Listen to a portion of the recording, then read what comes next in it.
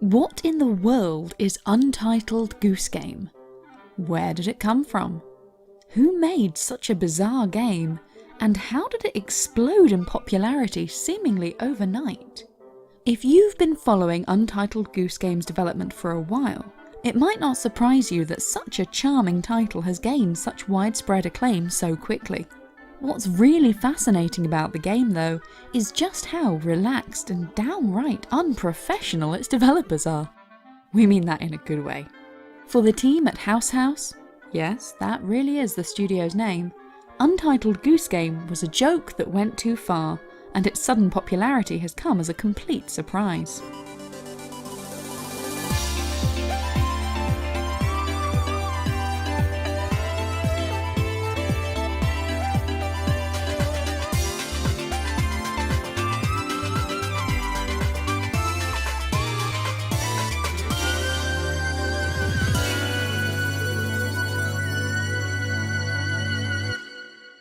House are not what you'd call professional.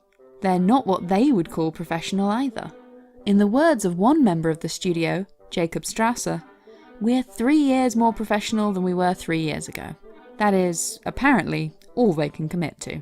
The 4 fledgling members of House, Jacob, Michael McMaster, Stuart Gillespie Cook, and Nico Disseldorp, made their first game entirely for fun. Push Me Pull You was a summer hobby project that got out of hand. The team worked on their game in their time off, building it after work or during study breaks. Without really knowing how it happened, the team eventually submitted the game to Sony and managed to get it released on PlayStation Store, but it was hardly a deliberate attempt to make a commercial game. Nor was the game in any way financially lucrative. House managed to get some funding from the Australian government for advertising the game, but beyond that, their budget came entirely from their own pocket. Push Me Pull You brought in some revenue, but it was so negligible that it wasn't even worth dividing between the 4 of them. Nevertheless, they'd made a game that they were pleased with, and they were eager to find a new project to work on. They just had no idea what it should be. Sharing ideas together in a group chat, the members of House started throwing up some random, silly suggestions. Eventually, Stuart posted a simple picture of a goose. No context, no explanation. The picture of the goose should be their new game. The rest of the group laughed at this ridiculous idea before thinking, sure, why not? They didn't have any better ideas, and it would be fun to mess around with a goose game for a while before making something more serious. The team were all interested to develop their skills and learn new things. Push Me Pull You had been a graphically simple 2D game, so they really wanted to make something 3-dimensional, like Mario 64. To help them learn, they made a simple goose model and a little garden area, and let chaos reign.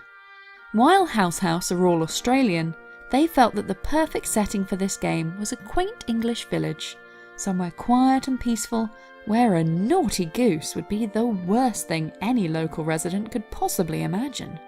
To this end, the game's art style drew significant inspiration from British children's television, programmes such as Fireman Sam or Postman Pat. The blank faces of the humans were deliberately modelled after the background characters in Thomas the Tank Engine. This was fun, but it was time to move on to something less inherently silly. Nobody at House really expected anyone else to get much from their goose game. It was simply their own little in-joke. They wrapped up their training exercise by making a trailer from the limited gameplay footage they could get from their garden, and they released it online. They didn't even bother giving this pretend game a title. They figured that if people liked it, great, but otherwise, they could release what they'd already done as a small game, put it to one side, and try finding an actual new idea for a bigger project. Except, to their surprise, a lot of people actually really liked Untitled Goose Game. They really liked it. It turned out that, as Australians, House had underestimated the notoriety of the humble goose. What they had thought was an in-joke amongst themselves tapped into a shared, but unspoken, anxiety that plagued many people across the Northern Hemisphere. Everyone agreed, geese are terrifying. Met with an astonishing early wave of enthusiasm and attention, House accepted that there was clearly more to be done with Untitled Goose Game.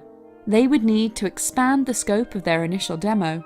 They'd need to actually come up with a name for their project, and, it seemed, they'd need to explore their options for the game's music.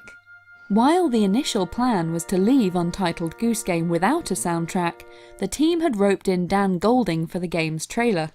Dan had previously provided music for Push Me Pull You, so he was an obvious choice. Dan reached for the simplest, easiest grab, Claude Debussy's Prelude No. 12, which is out of copyright and therefore free to use, even commercially, as it's within the public domain. Scoring the trailer was quick, easy, and didn't take any extra thought. It was clear from the reactions to the trailer, though, that people really liked how well the eclectic piano music fit with the gameplay, with commenters expressing their hope that this music was present in the game. So Dan began building a dynamic soundtrack out of Debussy's work. He recorded himself playing each piece of music twice, once slow and calmly, and once fast and energetically. He then sliced these recordings into tiny bite-sized chunks so that the game's soundtrack could switch effortlessly between fast-paced chaos and casual nonsense. As work progressed on the still untitled Goose Game, the team at House attempted to keep things as casual as possible. They weren't interested in becoming serious professional developers, whatever that might mean. Where necessary, they roped in other developers to help with things they couldn't do alone, and worked with publisher Panic Inc. to get the game more traction. Otherwise, they did their best not to take their work too seriously, which is why the game eventually shipped, still without a name. In fact, on launch day, after a hectic few initial hours of dealing with the game, House packed everything up and headed into downtown Melbourne to join a protest against the ongoing climate crisis. Sure, their Goose Game was important, but it wasn't the most important thing they could be doing. Speaking to Kotaku, Nico said, "If striking for you means that you can't play our video game on launch day, that's okay. People can play our game, or another game, some other time. The climate emergency is urgent, and needs us to drop what we are doing and demand that the government acts immediately." We look forward to the healthy discussion that will arise from including this quote in the video. Environmental protests notwithstanding, Untitled Goose Game became an instant hit upon release. Players couldn't get enough of the antics of an adorable yet very unruly goose. The only major complaint among many players was that there simply wasn't enough of this game. Well done, House. You've left them wanting more. A dumb joke has turned into one of the most notorious indie games of the year. The moral of the story is that you shouldn't take yourself too seriously. Have fun, be creative, and feel free to explore the weirdest, wackiest ideas you can think of. You never know what little nuggets of gold you might find along the way. Relax, have a good time. Everything's going to be okay. Everything except the climate, of course. If we don't do something soon, we are all going to die.